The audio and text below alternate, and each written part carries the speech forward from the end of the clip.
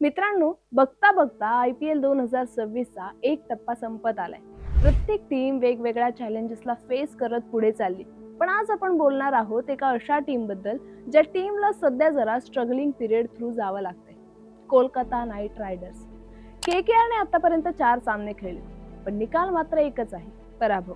हा, म्हणजे एक अनिर्णित सामनाही आहे त्यात, पण विजय काही अजून KKRच्या हाताला लागलेला नाहीये.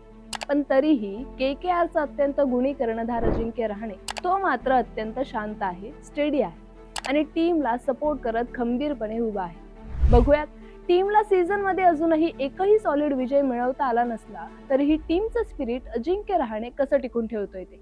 पण त्याआधी AGC स्पोर्ट्सला सबस्क्राईब नक्की करा. गुरुवारचा सामना संपला.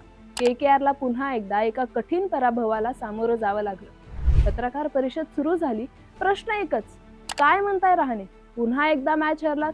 काय चाललंय? यावर रहाणे अगदी साधेपणाने उत्तर देतो, हो, हरलो खरं, पण टीम ज्या पद्धतीने खेळतीये, ज्या पद्धतीने फाईट देतीये, त्याचा मला अभिमान आहे. हे उत्तर लोकांना कदाचित एक्सपेक्टेड नव्हतं. सगळ्यांना आश्चर्य वाटलं, कारण जनरली जेव्हा संघ शून्यावर असतो तेव्हा बहुतेक कर्णधार निराश दिसतात, फ्रस्ट्रेशन मध्ये बोलतात किंवा चुकांचा पाडा गिरवतात. पण अजिंक्य रहाणे वेगळा आहे. तो फक्त निकालाकडे पाहत नाही, तर एफर्ट्स कडे पाहतो. KKRचा पहिला सामना शेवटच्या काही बॉल्स मध्ये हातातून गेला. दुसऱ्या सामन्यात मधल्या फळीची अगदी मोडतोड झाली.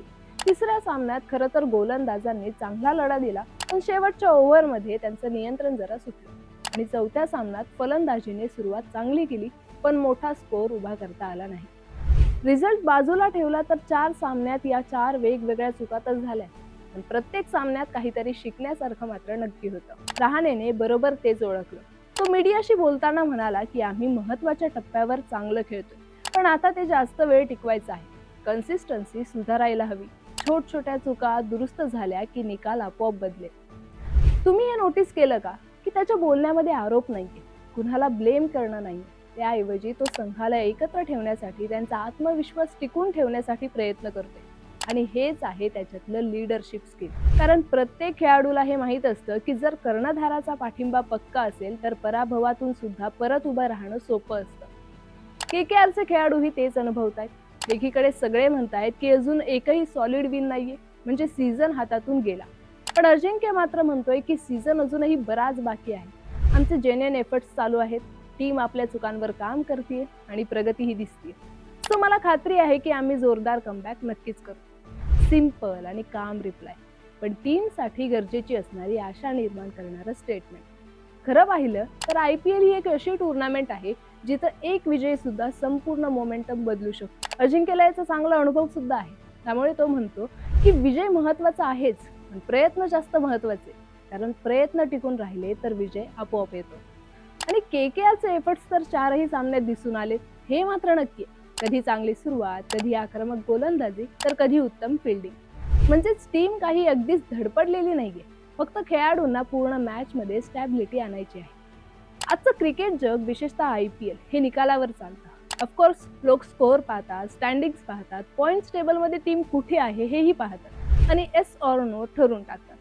पण बीइंग अ गुड प्लेयर आणि गुड कॅप्टन रहाणे याकडे वेगळं पाहतो.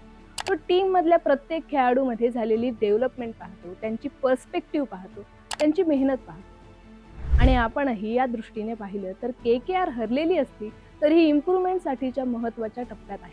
त्यामुळे अजिंक्य रहाणेचं प्रेस मधलं शेवटचं स्टेटमेंट हायलाइट झालंय. माझ्या टीमवर माझा पूर्ण विश्वास आहे आणि आज विजय मिळाला नाही, पण उद्या आम्ही तो नक्की मिळवू. सो मित्रांनो, KKR अजून थांबलेला नाहीये, हा कॅप्टन अजून खचलेला नाहीये. पिक्चर तो अभी बाकी है मेरे दोस्त, कारण हा सीझन अजून संपलेला नाहीये. तुम्ही KKRचे फॅन्स आहात का? आणि अजिंक्यच्या या काम अँड कॉन्फिडंट ॲटिट्यूड बद्दल तुम्हाला काय वाटतंय? आम्हाला कमेंट्स मध्ये नक्की सांगा.